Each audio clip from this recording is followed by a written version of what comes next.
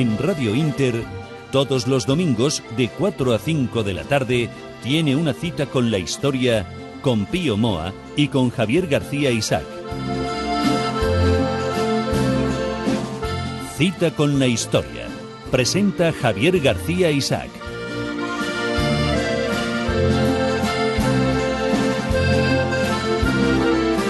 Pues muy buenas tardes, estamos en Cita con la Historia, en Cita con don Pío Moa, y he de decir que es un placer iniciar esta nueva temporada y tener de nuevo a don Pío Moa. Don Pío. Muchas gracias, parece que podemos iniciar la temporada, eso que ya es algo. Es importante. Yo vengo diciendo a lo largo de esta semana, y en el programa que acabo de presentar, el de Viajes y Fogones, que vamos a iniciar una serie de programas especiales sobre el separatismo catalán, dado que se acerca el 27 de septiembre, antes tenemos la Diada, el 11, y yo creo que te toca el hacer unos monográficos a lo largo de este mes, ¿no? Sí, efectivamente, pero vamos a cambiar un poco el formato del programa, porque algunos opinan que una hora entera dedicada a un solo tema puede resultar pesado, ¿no? Y por tanto trataremos brevemente algún tema de mayor actualidad, o sea que histórico pero con relación con la actualidad. Y este mes, dado el protagonismo del separatismo catalán, pues le dedicaremos las 4 sesiones como tema principal. Al separatismo catalán, pero siempre hablaremos de algún tema de actualidad. Eso es. O sea, empezaremos hoy hablando de la Diada, de su simbolismo, etcétera, y seguiremos con la disimulada cuestión de la raza, que está tratando de olvidarla, pero es importante, luego de la lengua y luego la industrialización de Cataluña, ¿no? Que son 4 temas que un poco pueden definir los mitos creados por los separatistas. Y vamos ahora con el primer tema. Sí. Es un tema bastante lamentable y decepcionante, ¿no? En mi blog de www.piomoa.es www.piomoa.es, el blog de don Pío Moa. Eso es. Reproduje una carta de un amigo sobre un programa en la televisión, en la 13, que es la televisión de los obispos. En 13TV. Como se suele decir, ¿no? 13TV. Es verdad.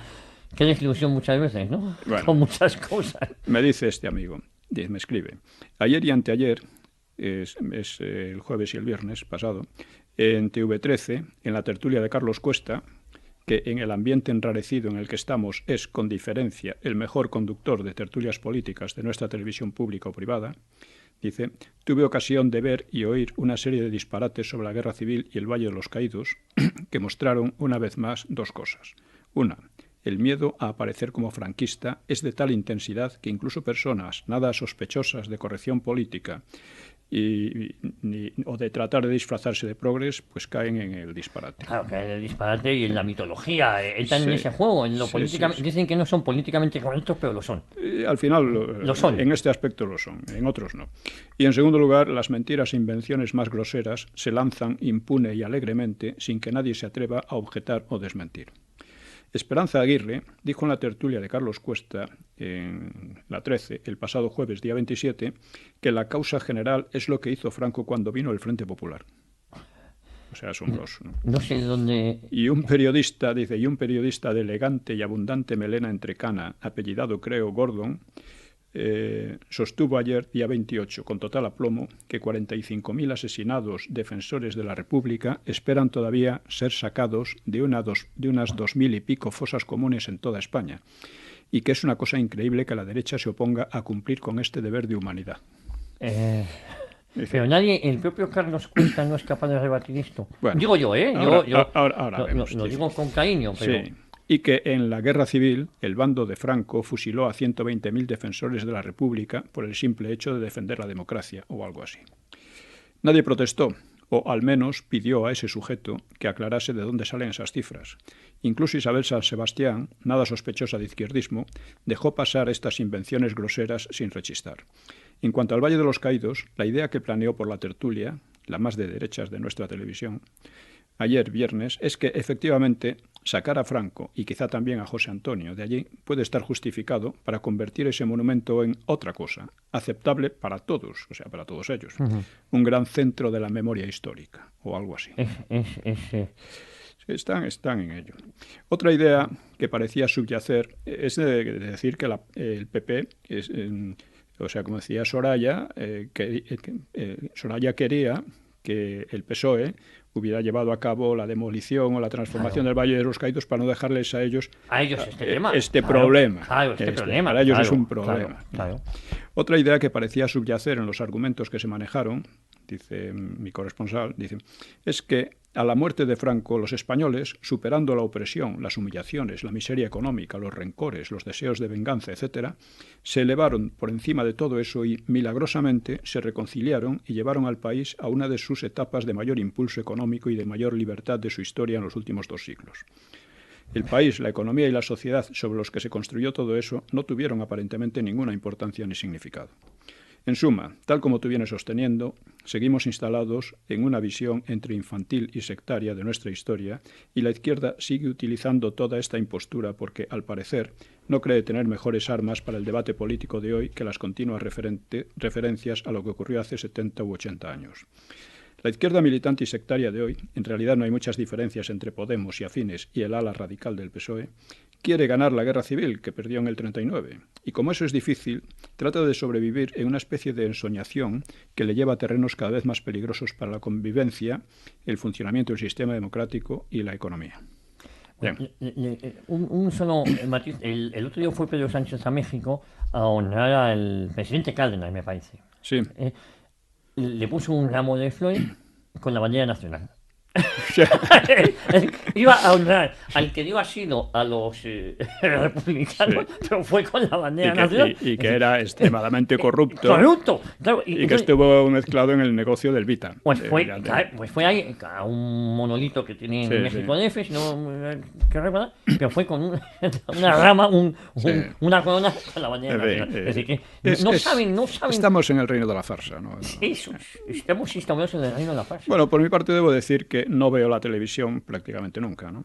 O sea, la cantidad de basura de todos los tipos y tamaños que me parece que es excesiva ahí en ella y que no compensa por lo poco de algún valor que se cuela entre programa y programa, ¿no? Me interesa destacar que el mayor culpable de lo que pasa es la derecha, tanto en el gobierno como en la oposición. Porque para ella la verdad, la historia, los intereses de España no significan nada. Por lo que han actuado siempre como comparsas ideológicos de la izquierda, de esta izquierda tan miserable que tenemos y tan antiespañola e intelectualmente nula, ¿no? Y corrupta, ¿no? Han actuado, ya digo, como comparsas ideológicos y también de los separatismos. Si no fuera por el legado extraordinariamente positivo del franquismo, el país, o sea, España, que vive en golpe de Estado permanente, estaría ya liquidado. O sea, desde la transición, del comienzo mismo de la transición, la Constitución y las leyes no fueron respetadas por los separatistas. Y en cuanto a los socialistas, pues ya anunciaron su decisión de subordinar la justicia, de acabar con Montesquieu, como decía Guerra, etcétera, ¿no? Esto es prácticamente una especie de golpe de Estado permanente. Así, un golpe suave y tal, y persistente y continuo, etcétera, ¿no? Y debo añadir que Carlos Cuesta me llamaba con cierta frecuencia a su programa, pero dejó de hacerlo seguramente por órdenes superiores, que es en una televisión de la Iglesia. Y es una cosa que me ha ocurrido ya en bastantes ocasiones más. En periódicos, en televisiones, en radios. O sea que mediáticamente hablando, me han vetado. Le han vetado, excepto en este su programa, que es Cita con la Historia. Y algún otro, ¿no? Y algún otro. El Pino, vamos, por ejemplo. Sí, efectivamente. Pero llevo una buena racha de esas cosas, ¿no? Ya, la independencia tiene un coste y merece la pena, pero es un coste muy alto a veces. Muy alto y además un coste personal, pero también le digo, don Pío, que usted en un debate o una opinión como esta, claro, le tienen miedo porque usted no da opinión, da información y eso les asusta. En gran parte es así. Claro. Estos los datos les asustan. Ellos lo que quieren es la propaganda y la retórica. Y usted no opina, usted informa, usted dice con datos fehacientes lo que sucedió y eso les abruma, porque ellos dicen 45.000 muertos, como 140.000, como 2.000 fosas, como podían decir 5.000. Sí. Les da igual, no saben dónde sacar los datos, pero... Claro, lo que ocurre es que el estado de la democracia y la libertad de expresión son cada vez más reservadas a los embusteros y a los menos que tienen menos vergüenza, ¿no? En los mitos del franquismo, en el libro hablo precisamente de esas derivas que son muy peligrosas. O sea, no se puede tomar a la ligera esto. A mí me extraña que, bueno, yo creía que libros como Los mitos del franquismo, que dudo mucho que pueda ser rebatido porque es una acumulación de datos y de información realmente extraordinaria, vamos, que pues dudo, yo creía que un periodista dedicado a temas políticos, o como podía ser Isabel San Sebastián mismo, o un político, etcétera, que lo habrían leído, como puede ser Esperanza Aguirre, que lo habría leído, se habría interesado por ellos, pero se ve que no. O sea, prefieren no leer, no enterarse. Prefieren no leer precisamente para seguir viendo en esa incultura y seguir defendiendo sus posturas o creerse lo que les interesa creerse. Ya, pero hablo, por ejemplo, de Isabel San Sebastián, que no se puede decir que sea una progre. Ni mucho menos, ¿no? Y ha tenido posturas valerosas en algunos aspectos. Pero bueno, es que uno no se da cuenta de que es preciso tener un argumentario sólido cuando uno se enfrenta con estas tendencias. Porque estas tendencias... un ejemplo, el Valle de los Caídos. Empezaron a decir que fue construido por 20.000 presos republicanos en trabajos forzados. El ABC reproducía esa información. Recuerdo otra información que hablaba de la cárcel Carabanchel cuando iba a ser demolida, en el ABC, hablando de los horribles... aquello estaría lleno de presos políticos y tal, hasta que uno, que estuvo allí preso, precisamente uno de un partido comunista, le dijo que no, que solo una galería era de políticos, que había muy pocos, no sé si eran 30 o algo así, y que además el resto era común, y que además tenían una serie de ventajas y comodidades desde torneos de ajedrez, fútbol, mil cosas, allí mismo, o sea que... Pero y que todos eran comunistas, los socialistas no había ni uno, claro, ni demócratas tampoco había ninguno. Es que, exigirle a los demás su grado de independencia y de valentía es complicado, porque usted lo ha dicho, a usted le está costando el ostracismo mediático, por decirlo de alguna manera. Claro, a los demás les da miedo caer en ese ostracismo, porque no sé cuál es la definición, ¿no? Sí, pero yo veo que no, todavía no fusilan a nadie. Ya. O sea, tú lo que puedes perder unas cosas, ganar otras. En fin, yo no acabo de entender esta especie de... Es una mezcla de cobardía, de ignorancia, de incultura, no sabe uno... O sea, tenemos unos políticos muy lamentables. Esa es la verdad. Muy de medio pelo. Sí. En fin, hoy existe una insatisfacción bastante generalizada por la crisis, que no es solo económica, claro, es también política, ideológica, y más grave todavía, pero... Mientras no se entienda la relación entre lo que ocurre hoy y la llamada era de Franco, no se entenderá nada de lo que pasa. Yo en los mitos del franquismo siempre digo, la actualidad no se entiende sin entender lo que fue el franquismo, porque todo viene de ahí de una manera u otra. O sea, hablaba este señor de que de repente milagrosamente dice que en la transición se reconciliaron los españoles. Los españoles estaban reconciliados. O sea, en las cárceles de Franco no había más que comunistas y terroristas, y muy pocos. No había demócratas. Yo que sí luchaba contra el franquismo, sé que éramos muy pocos y que teníamos muchísima dificultad para arrastrar a la gente. Teníamos siempre que utilizar medios indirectos, como reivindicaciones económicas, etcétera, ¿no? Y esto era así. Por eso, unos políticos tan mediocres como los que hemos tenido, pues no han conseguido hundir a España todavía. Llevamos 40 años y en algunas cosas no lo han hecho del todo mal. ¿Por qué? Porque tenían una herencia magnífica. Se puede decir que hemos vivido o estamos viviendo las rentas. Sí, en gran medida. De un sistema heredado y seguimos viviendo... Que se está derrochando y que nos está llevando a situaciones como la que vamos a tratar luego del separatismo, que es cada vez más grave, ¿no? Y bueno, precisamente por eso escribí Los mitos del franquismo, ¿no? Por cierto, ese libro maravilloso, yo creo que este verano ha sido de gran acogida, de gran éxito. Mucha gente lo ha comprado para darlo este verano, que pero todavía insuficiente. Es muy insuficiente, porque un libro, para que tenga verdadera influencia en España, un libro de este tipo tendría que vender más de 100.000 o de 200.000 ejemplares, ¿no? Y eso no llega ni remotamente hoy por hoy. Claro, aunque vende más que otros, pero... claro, yo creo que hoy en día nadie vende esas cantidades, pero vamos, los mitos del franquismo, insisto, de Don Pío Moa sigue a la venta, lo pueden encontrar en cualquier superficie, en cualquier librería, y si no, lo piden. porque muchas veces lo tienen oculto, ¿eh? En fin, suelo repetir lo que decía Cicerón: si ignoras lo que ocurrió antes de que nacieras, siempre serás un niño. Claro. Y una sociedad infantilizada pues tiene un porvenir muy, muy negro. Y está condenado a repetirlo, además. Sí.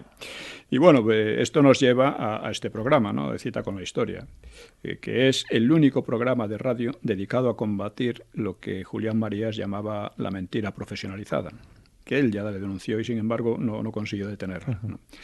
Julián Marías, la mentira profesionalizada, me encanta ese término.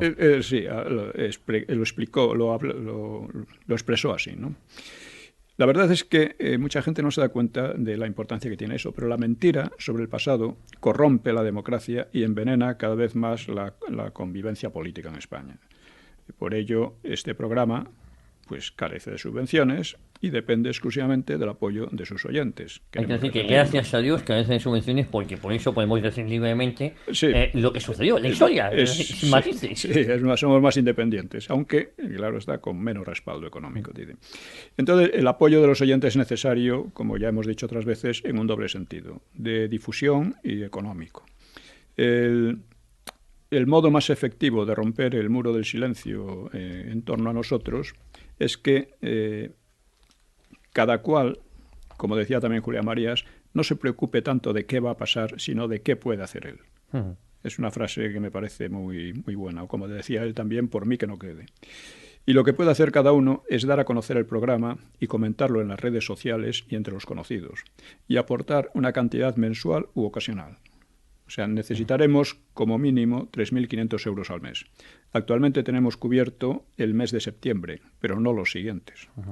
Por lo tanto, pedimos un esfuerzo a nuestros amigos oyentes para evitar que se apague una voz crítica en una situación tan peligrosa como la que vive hoy España. Y los datos para que puedan colaborar. El número de cuenta. Pues, el número de cuenta, si lo tiene usted ahí, casi mejor. Sí. Es Tiempo de Idea siglo XXI. Titular de la cuenta es Tiempo de Idea siglo XXI, del Banco Bilbao Vizcaya, ¿no? Del BBVA. Y la cuenta es ES09. ES09.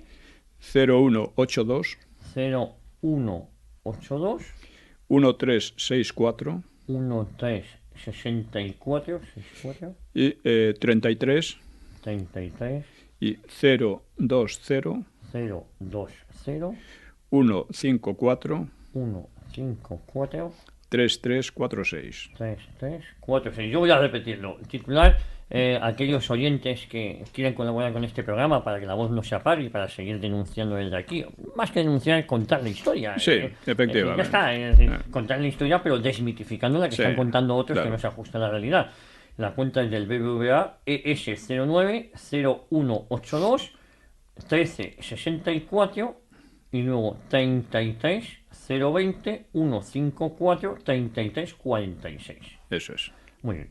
Pues y también la pueden encontrar pues en el blog citaconlahistoria.com. Eso es. O en el canal de YouTube citaconlahistoria.es. Eso es, o en mi blog, vamos. O en el blog de www.piomoa.es.com. Bueno, y ya que vamos a dedicar... Nos vamos a ir a publicidad antes de que nos metamos a hablar con la cuestión catalana.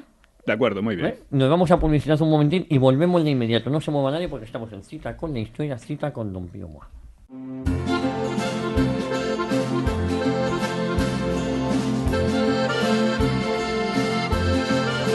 Pues continuamos, ya estamos de vuelta en Cita con la Historia, Cita con Don Pío Moa.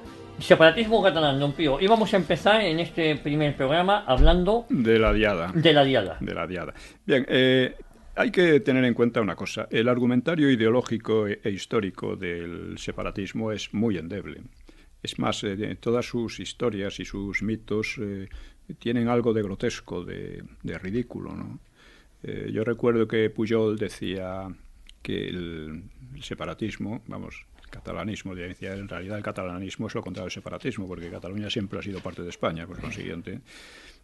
Pues decía que era muy importante crear mitos.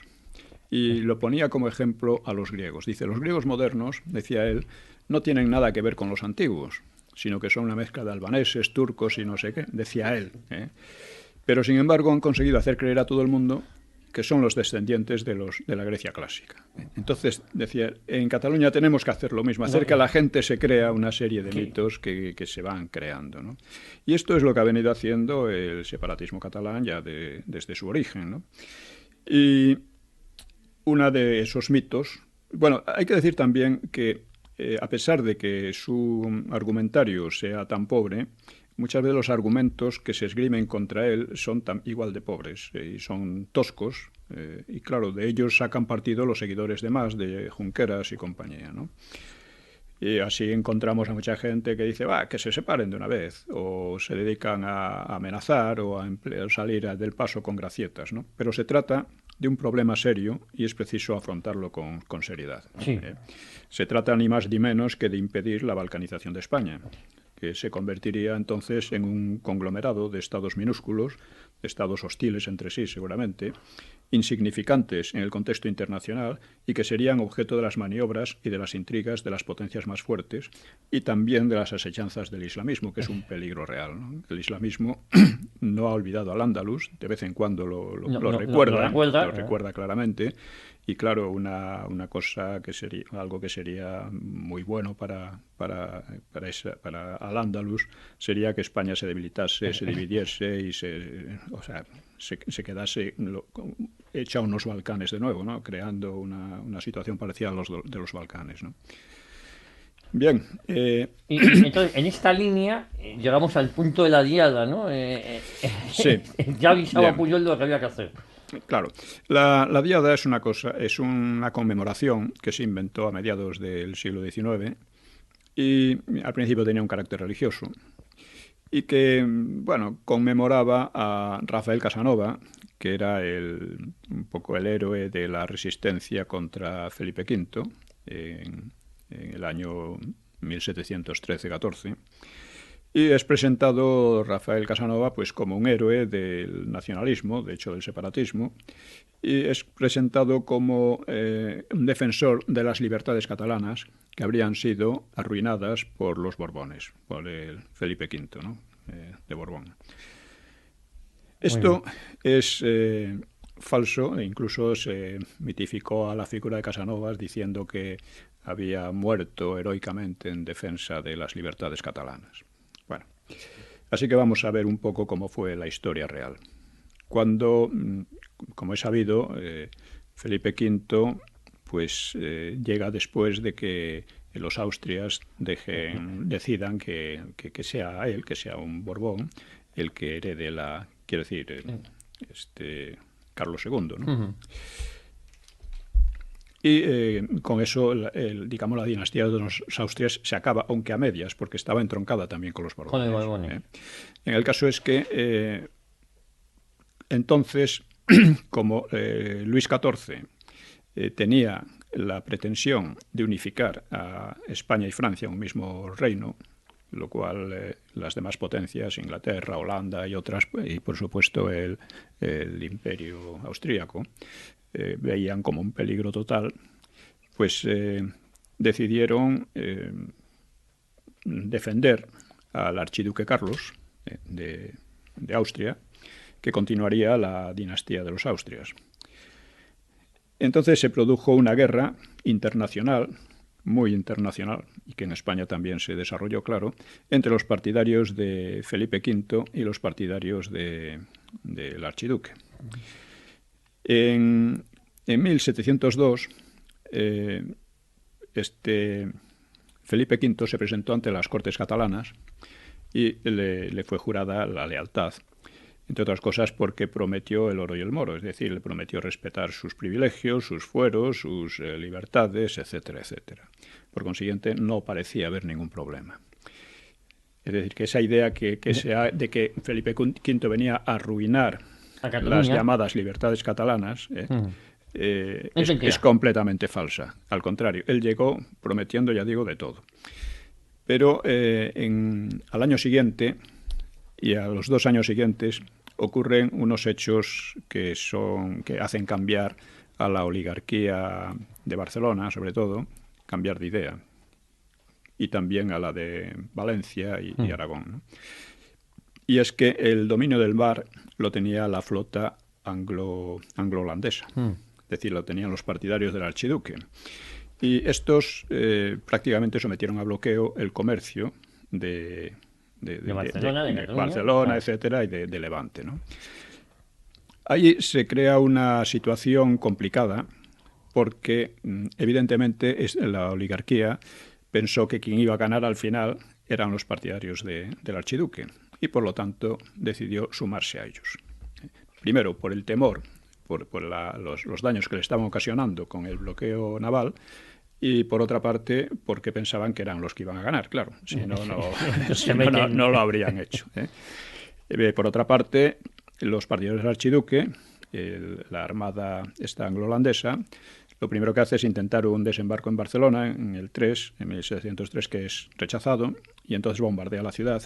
Y al año siguiente vuelve a hacer lo mismo, y al ser rechazado de Barcelona, pues van a Gibraltar, toman Gibraltar para España. O sea, para el archiduque y no para Inglaterra, pero se quedarían luego con Inglaterra. Fue un acto de piratería, ¿no?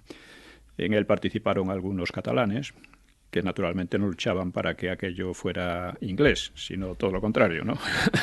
Fueron engañados miserablemente, ¿no? Como ha pasado. Y sin embargo, los separatistas lo suelen poner como héroes. De héroes no tuvieron nada, ninguno, ni los ingleses tampoco, porque la superioridad sobre la pequeña guarnición que había en Gibraltar era tan aplastante que los héroes en todo caso serían los gibraltareños que resistieron, ¿no? Eso es. Bien, el caso es que en ese momento no Cataluña, sino Barcelona y quizás la mayor parte de Cataluña optan por el archiduque. Pero no toda Cataluña, como insisto, y a lo largo de los años que duró la guerra, hasta el 14, una parte muy considerable de los catalanes va pasándose a Felipe V. Es decir, es mentira que los catalanes fueran contra Felipe V. Un bloque monolítico, no. Para nada. Al principio eran pro Felipe V, después pasaron al archiduque, dirigidos sobre todo por la oligarquía, por estas oligarquías. Pasaba además otra cosa, que la antipatía hacia los mandamases, los oligarcas, era tan fuerte que en muchas comarcas la gente se volcaba en favor en contra de lo que querían los mandamases de la ocasión. Luego veremos también un poco por qué. El caso es que llega el año 1711 y el problema queda resuelto, porque el archiduque Carlos es nombrado emperador de Austria y renuncia al trono de España. Tenía que renunciar porque nadie quería ni una España unida a Francia, que sería una potencia enorme, ¿no? Unida y supeditada. Claro. Ni nadie quería tampoco que se volviera a repetir la alianza entre España y los Habsburgos de Austria, ¿no? Del imperio austroalemán, podríamos decir, ¿no? Bien, entonces pues ocurre esta situación. Es decir, la guerra queda en 1711, queda eliminada, queda reducida a la nada.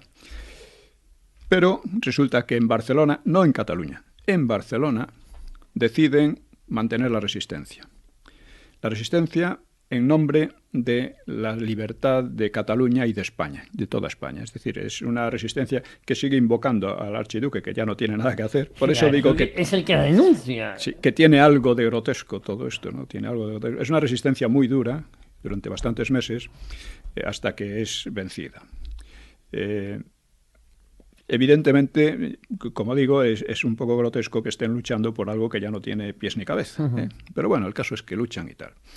Y al final, Rafael Casanova pues consigue huir. Luego no muere, como pretendía el mito separatista. Consigue huir y luego es perdonado y prospera en Cataluña muy bien como abogado. O sea, no hay más problema ni nada. Es decir, se integra en la nueva sociedad, en la sociedad no es perseguido, ni es ejecutado, ni es encarcelado. Para nada. Ya digo que siempre hay algo de extremadamente extravagante, ¿no? En todos estos mitos que se han creado. Sí, porque se dejaba entrever que había muerto en el asedio a Barcelona, se dejaba entrever... Se sabe ya que no. Que eso es mentira. Que es mentira. Bien. El caso es que con el paso del tiempo, pues la diada fue tomando auge, fue convirtiéndose, teniendo un tinte separatista. Cuando hablo de separatismo, luego veremos que el separatismo catalán tiene ciertas diferencias con el separatismo vasco, ¿no? El caso es que, en resumidas cuentas, ni Casanovas es un Rafael Casanova no es un héroe separatista, es, vamos a decir, un patriota español, así se consideraba. Él mismo no muere, o sea, participa en la defensa, pero con dudas, con muchas vacilaciones. Yo creo que es un poco parecido a Companys en octubre del 34, cuando se ve presionado por los otros y él estaba muy dudoso sobre lanzarse a las armas, ¿no? Pero fue así. Y, por otra parte, la resistencia no fue en nombre de la separación de Cataluña ni nada por el estilo. Y ahora vamos con las libertades catalanas. Lo que llaman las libertades catalanas eran los privilegios que tenían la oligarquía catalana, y que eran unos privilegios terribles para el pueblo. O sea, la oligarquía catalana tiene un historial verdaderamente siniestro en muchos aspectos, ¿no? Ya en la Edad Media... la edad no de supervivencia, sino de asentamiento europeo. La oligarquía, había un monje llamado Eiximenis que fue un poco el teorizador de la oligarquía, y que decía que lo que había que proteger eran los comerciantes, pero a los campesinos había que someterlos a hambres, castigos terribles y todo tipo de privaciones para que entraran en razón, porque decía que eran una gente muy mala y que no podíamos fiarnos de ellos. Esta es más o menos, refleja la conducta real de la oligarquía catalana hacia las clases bajas, que por cierto el campesinado era con mucho la gran masa de la población, ¿no? Estas cosas, por ejemplo, en Castilla no se daban. Y el resultado es que en la propia Cataluña, en Aragón, etcétera, que pasaba algo parecido, pues mucha gente pedía que se impusieran las leyes de Castilla allí. Claro, porque era más benévolas. Sí, un oligarca, los campesinos tenían mucho más derechos y era una situación muy distinta, ¿no? Un oligarca catalán tenía incluso derecho a matar a un campesino sin que le pasara nada. Tenía derecho de vida y muerte, prácticamente. O sea, era una situación que esto se gestó porque en la historia de Cataluña hubo Cataluña, entonces Cataluña, la expansión de los condados, pues hubo una primera parte, en una primera expansión, en que ocurrió algo parecido a lo que ocurría en Castilla. Es decir, que la lucha en la frontera y la ocupación de nuevas tierras creó una capa de campesinos bastante libres, mientras que posteriormente la oligarquía se impuso de tal manera que volvió a las exacciones feudales más brutales, lo que llamaban los malos usos. Esto dio lugar a muchas guerras civiles, dio lugar a un bandolerismo muy extendido en Cataluña, que fue endémico durante siglos prácticamente, ¿no? Y vamos a decir que ni siquiera, a pesar de las protestas contra los malos usos, las guerras civiles, etcétera, la oligarquía casi siempre terminó saliéndose con la suya. Ni siquiera Fernando el Católico fue capaz de acabar con aquellos malos usos. Los redujo un poco, pero no fue capaz. No los extirpó. La oligarquía seguía allí. Era una oligarquía muy exclusivista, por otra parte, y esto se vio pues cuando el conde duque de Olivares quiso obligarles a contribuir a la defensa común de toda España, y se negaron. Cierto que lo que pretendía el conde duque era un número de soldados muy superior a lo que podía dar Cataluña. Claro. Pero este era el pretexto. Lo que hicieron fue entonces estos oligarcas pasarse al lado francés, y el resultado de todo ello fue que Cataluña perdió la Cerdaña y el Rosellón. Este fue el resultado de aquellas acciones, ¿no? Bueno, posteriormente la cosa sigue igual hasta la situación que hemos visto relacionada con la Diada, ¿no? Con la Guerra de Sucesión. Termina la Guerra de Sucesión y, en castigo por la rebeldía, pues Felipe V abuele o o abole, no sé cómo se dice. Creo que no está claro cómo se dice. Sí. Yo, tal y como están las cosas, es válido los dos. Creo que sí, creo que son válidos. Bueno, pues la abolición. Los privilegios aquellos que eran tan perjudiciales, y por otra parte abre a Barcelona el comercio directo con América. Porque siempre hubo un comercio catalán con América, pero era indirecto, ¿no? Porque aquí solo podían comerciar primero Sevilla, luego Cádiz, ¿no? Bien, el caso es que tenía que concentrarse ahí. De hecho, estas medidas abrieron el camino a la prosperidad catalana, porque antes Cataluña era una región muy pobre, ya digo, con mucho bandolerismo, con mucha inseguridad, Es decir, que las medidas de Felipe V, primero, ayuda a los más desfavorecidos, quitando esos privilegios a la oligarquía que tenía absolutamente subyugado a los campesinos, que eran mayoría. Ojo, la oligarquía sigue con muchos privilegios, pero los oficiales, lo que llaman las libertades, exenciones y tal, eso queda abolido. Queda abolido. Por lo menos parcialmente, ¿no? Es decir, que Felipe V, que es pintado por la mitología separatista como una especie de monstruo, y además como un agente, por así decir, de Castilla, Castilla que se impone a Cataluña todo eso, pues la realidad fue muy otra. De hecho, en Cataluña los partidarios de Felipe V, al principio eran todos. Poco después eran una parte de ellos, una parte que fue creciendo constantemente, porque la verdadera resistencia fue en Barcelona y nada más. Sí, no hubo en Cataluña una resistencia feroz contra Felipe V, no, fue para un reducto en Barcelona. Para nada. Bien, pues esta es la realidad de la Diada. Entonces se da la paradoja de que con la Diada estos separatistas honran a un patriota español, entre otras cosas. Sí, Rafael de Casanova. Todo esto es un circo, ¿no? Usted comentaba que es algo grotesco. Sí, la parte grotesca, que ya la veremos también. Bueno, hemos visto ya algunas cosas hablando de Companys o de Macià, que son los grandes héroes, ¿no?, del separatismo. Pues Companys verdaderamente fue un hombre que presidió la época de mayores crímenes de la historia de Cataluña. En definitiva es eso, y era un golpista, y fue un golpista. Bueno, pues este es el gran héroe y el gran mártir de los separatistas, ¿no? Mas, que es un auténtico golpista, porque lo que está haciendo es verdaderamente un golpe de Estado permanente. ¿Sí? Bueno, pues Mas honra a Companys porque ve en él pues a otro como él, en definitiva. Mas es muy contradictorio porque, por un lado, fue a Tarragona la beatificación de los 17 mártires religiosos, por cierto, mártires religiosos asesinados en gran medida por la izquierda republicana de Cataluña. Sí. Y luego va a honrar a Luis Companys. Sí, exactamente.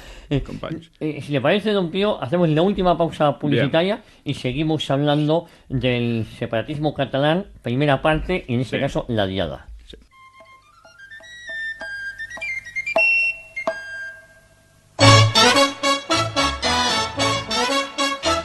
En Radio Inter, todos los domingos de 4 a 5 de la tarde, tiene una cita con la historia con Pío Moa y con Javier García Isaac. Cita con la historia. Presenta Javier García Isaac.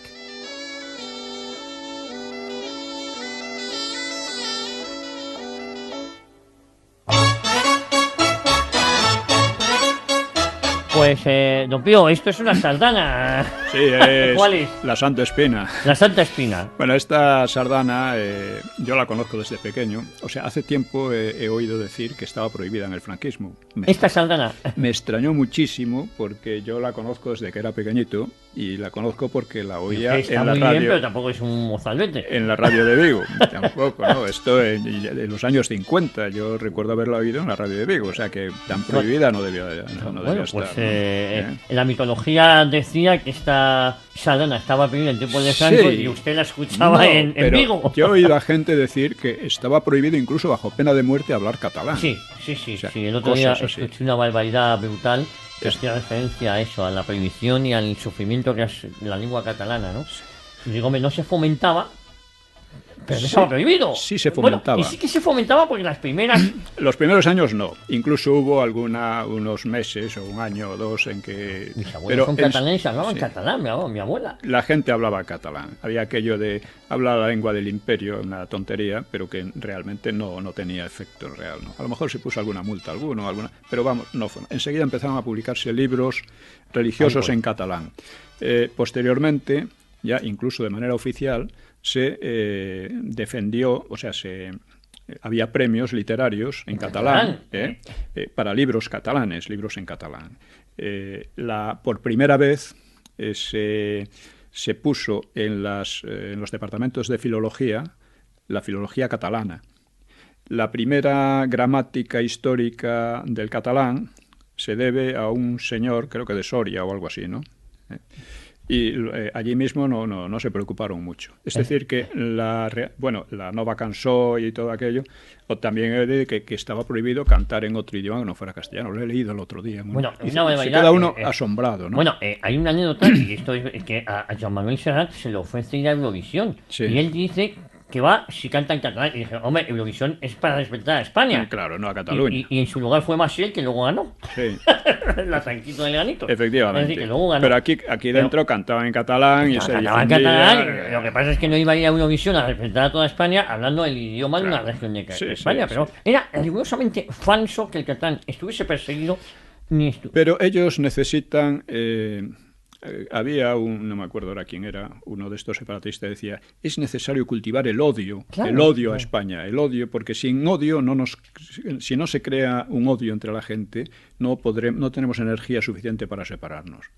Esta es la filosofía. La filosofía, ¿no?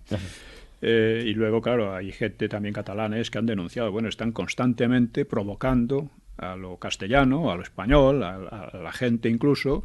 Y en cuanto reciben una respuesta del mismo tono, ¿veis? Nos odian, están contra nosotros, ¿no? Es un sentimentalismo es un absurdo, sentimiento, ¿no? Don Pío, de victimismo. Por un lado de superioridad y por otro lado un complejo de victimismo. Sí, exactamente. Esto se basa en dos cosas. Una especie de narcisismo, nosotros somos superiores, somos mucho mejores y tal. Y por otra parte victimismo, pero fíjate cómo nos trata esta gente que es inferior, porque tienen la fuerza. Sí. Hablando de lo grotesco, por ejemplo, otra de las cosas que dicen es que ellos siempre han sido muy pacíficos, no han sido nunca pacíficos. Ellos han cultivado el terrorismo en algunas ocasiones, intentado, lo que pasa es que les ha salido muy mal siempre, ¿no?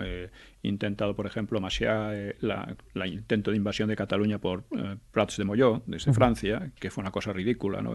Fueron allí lo que llamaban sus almogávares y vinieron unos cuantos gendarmes franceses, los detuvieron sin más, o la propia insurrección de octubre del 34 con Companys y tal, que bastaron 3 compañías de soldados y de guardias civiles para reducirlo, ¿no? Y eso que tenían milicias, tenían militares partidarios, armas, tenían de todo, ¿no? Siempre ha sido así. Pero en todo esto, don Pío, corríjame si me equivoco, hay un denominador común que es lo grotesco, lo cómico, que sería cómico si no fuera tan trágico la situación, ¿no? Efectivamente. Si uno examina... Pero ahora vamos a explicar un poco mejor la raíz del separatismo, ¿no? El separatismo catalán difiere un poco del vasco. El vasco es separatista total. Ellos son una raza superior, no quieren saber nada con esta gente que degenera a los vascos tal y cual. El separatismo catalán empieza con la idea de que ellos efectivamente son superiores, pero lo que les corresponde es dirigir al resto de España. Incluso hablaban de crear una especie de imperio, desde Lisboa al Ródano. Una cosa verdaderamente loca, ¿no? Esto era Prat de la Riba el que tenía estas ideas, que luego dicen que Prat de la Riba era un hombre sensato. Bueno, pues estas cosas. Como eso era imposible y vieron, pues se contentaron al final con los països catalans. O sea, algo más modesto. Algo más modesto, ¿no? Y en ello están ahora. Quieren separarse, a ser posible, crear con Valencia, obligar a Valencia Baleares, Mallorca a seguir y a Baleares, ¿no?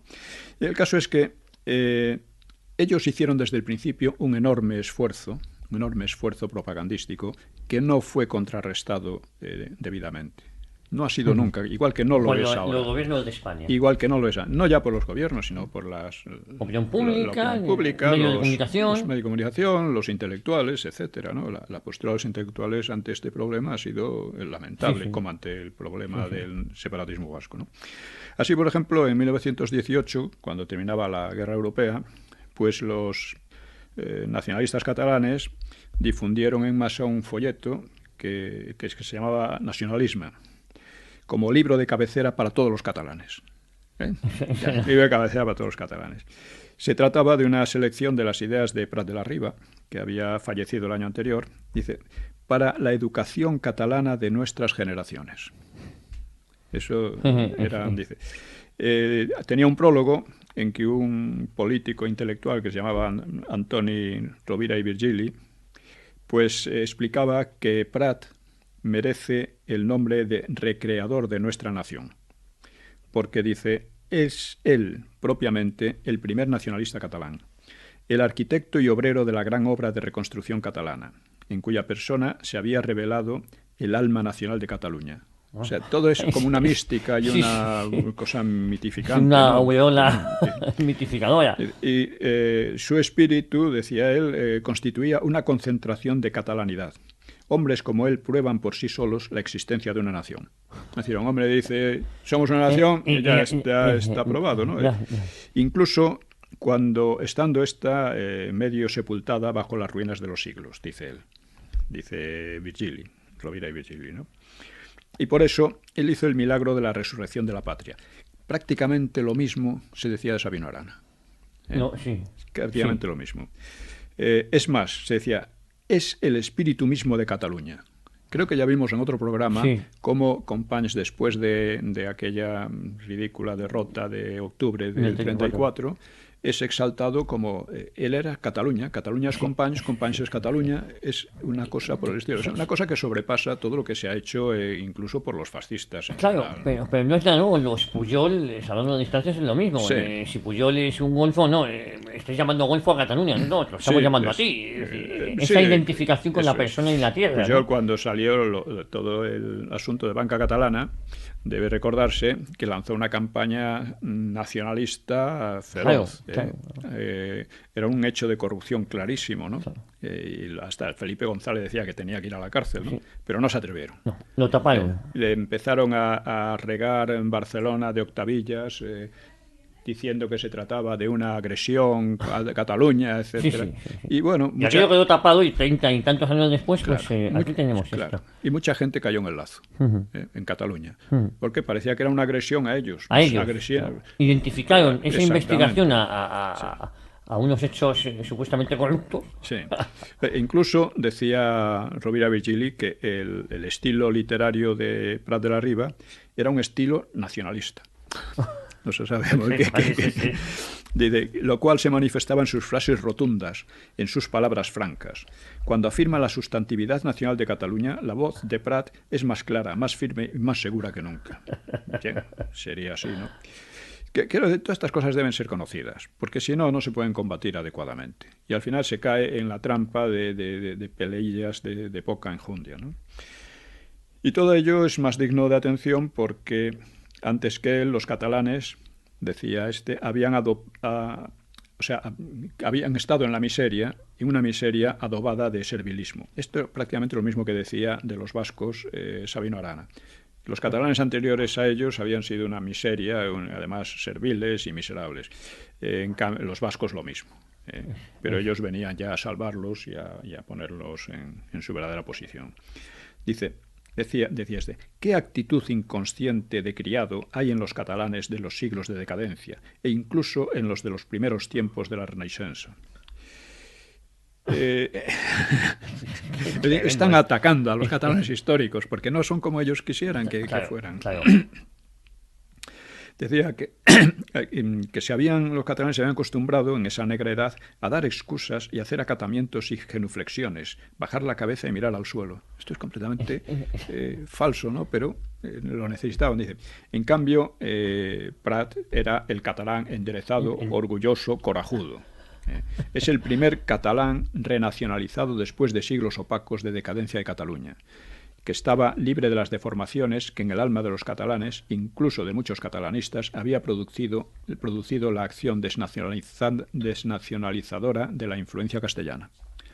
Ellos atacaban, así como Prat de la Riba atacaba directamente a España, estos atacaban sobre todo a Castilla.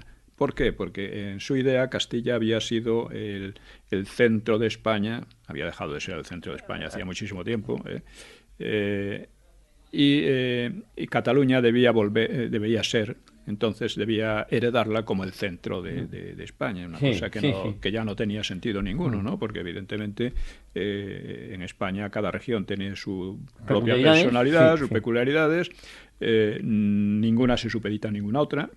El hecho real es que el castellano se ha convertido en la lengua común de todos, pero por una realidad histórica, ¿no? No puedes ir contra la historia, ¿no? En fin, de tal manera que, decía Prat, fue el primer catalán contemporáneo que demostró que España no es una unidad nacional. Demostró. Por tanto, Cataluña no es parte de la nación española, la cual no existe o es la nación castellana, sino un todo nacional. El regionalismo, entonces al principio se llamaban regionalistas porque empezaron de manera disimulada, porque nadie les hacía caso. Es como pasaba con Sabino Arana y compañía, ¿no? Pero con el regionalismo que habían estado invocando, pues quedaba superado. Dice, cuando la diferencia entre regionalismo y nacionalismo es solo una cuestión de nomenclatura y de oportunidad política, como ha sucedido en el caso de la Lliga regionalista, la de Cambó y de Prat, la cosa tiene importancia muy secundaria. Pero no hay cosa más opuesta al nacionalismo que el regionalismo. Lo explica Rovira, ¿no? Los siglos anteriores carecían de valor. Dice, los restos del periodo decadente, lejos de ser sustancia propia, son simples postizos. Esto, es decir, es la negación de la historia real, que es una cosa casi exactamente igual que hacían los regeneracionistas, los Ortega, Ortega y Marañón, ¿no? Marañón menos, no, pero Marañón no cayó demasiado en eso. Pero Ortega sí, Azaña también, Costa también y muchísimos otros más, ¿no? Que crearon un estilo que todavía hoy se ve, y que es la denigración de la historia de España con el pretexto de crear una nación nueva y mucho mejor. Claro, yo en defensa de los regeneracionistas, por decirlo de alguna manera, no sé si tenían voluntad de las consecuencias que luego trajo con ellos su pensamiento. No, pero si tú niegas la historia, o sea, la historia tiene que desarrollarse. Si tú niegas la historia en función de unas ilusiones que tú te creas y que son ilusiones muy mediocres, muy simples, decir más libertad, más no sé. Bueno, sí, libertad, todo eso está muy bien, pero solo puede desarrollarse en función de lo que ha venido siendo la historia real. Si usted niega eso, está tratando de montar una revolución, que las revoluciones de este tipo no acaban bien. No acaban bien. Nos quedan 2 minutos, don Pío. 2 minutos, vaya por Dios. Digo, para ir haciendo ya resumen... Bueno, pues voy a tratar de resumir. Digo que el separatismo catalán, como el vasco, son un problema muy serio, y aunque su argumentario es muy endeble y a menudo muy grotesco, y sus héroes y sus hechos en los que su mitología si la analizamos es ridícula, es necesario, sin embargo, se ha podido imponer porque no ha tenido una respuesta adecuada. Yo me acuerdo de un artículo en un periódico de Guipúzcoa, de cuando estaba en auge los años 20, sería, ¿no? Cuando estaba en auge el separatismo, y decía, bueno, es increíble, esta gente no opera con razonamientos, opera con insultos, con exabruptos, con pretensiones, con desprecios. ¿Y por qué tiene cierto éxito? Tiene cierto éxito porque no ha encontrado una contestación adecuada, una contestación racional. Y esto es lo que está pasando, porque mucha gente contesta a estas barbaridades de Mas y compañía, pues de la misma manera, con exabruptos, y eso no lleva a nada. O con temas económicos, que ese es otro error en el que se cae. Sí. No, es que Cataluña económicamente es inviable, ¿ya? ¿Y si fuera viable? No entrará en la UE. ¿Qué importa si entra o no entra en la UE? Bueno. Lo que importa es que va a balcanizar España. Tratan de balcanizar España. Inventándose una historia que jamás existió, como estamos demostrando aquí. Entre otras cosas. Pues, don Pío, ha sido como siempre un placer, y la próxima semana más, ¿no? La próxima semana vamos a seguir hablando vamos a hablar de la cuestión de la raza. que cuestión se de ha la raza. olvidado, pero es importante. Sí. Ya hablamos en alguna ocasión de Sí. ella, pero conviene Sobre todo de la vasca, vamos a hablar también como de ponen la raza catalana. catalana. Por eso digo que en este caso hablaremos de la raza catalana. La raza separatista catalana. Eso es. Porque la mayoría de los catalanes no piensan así, No claro. son. Pues don Pío, muchísimas gracias. Es un placer estar de nuevo aquí y el próximo domingo se nos quiere más. De acuerdo. Y a todos ustedes, muchísimas gracias. Y lo dicho, no dejen de colaborar con este programa. Ya les hemos contado los métodos para que sigamos hablando con ustedes desde nuestra independencia. Muchísimas gracias.